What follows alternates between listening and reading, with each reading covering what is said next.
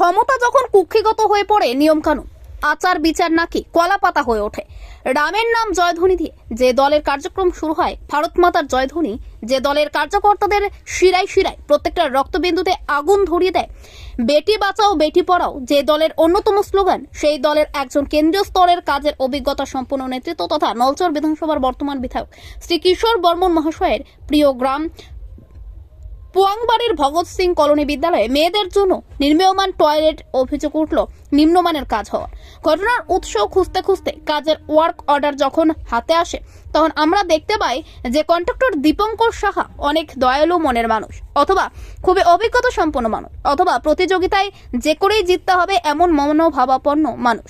কারণ এই ওয়ার্ক অর্ডারটি কন্ট্রাক্টর সাহেব পেয়েছেন 28% লেস দিয়ে বিট করে, যেখানে গ্রামোন্নয়ন দপ্তরের বিশাল বিশাল ডিগ্রিধারী ইঞ্জিনিয়ার সাহেবরা এস্টিমেট করেছেন কাজটি তুলতে লাগবে 7,77,000 টাকা। সেখানে তিনি বলছেন এই সামান্য কাজে এত টাকা লাগবে না, ওনাকে 5,55,000 টাকা দিলেই কেল্লা ফতে করে দেবেন।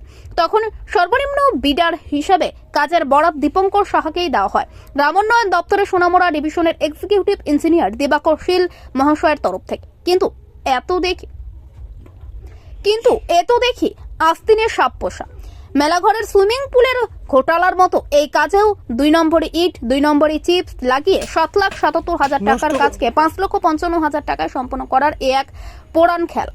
18% লেস দিয়ে কাজ হাতিয়ে 20 থেকে 25% দিয়ে কাজ লেপছেন তিনি।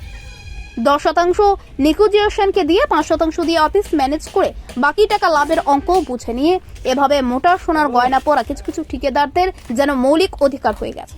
শুধুমাত্র এরকম কাজে ফাঁকিবাজ করাপ্টেড ইঞ্জিনিয়ারদের জন্যই রাষ্ট্রবাদী সরকারটাকে আজকের দিনে খুনের মতো খেয়ে ফেলেছে। হঠাৎ গজে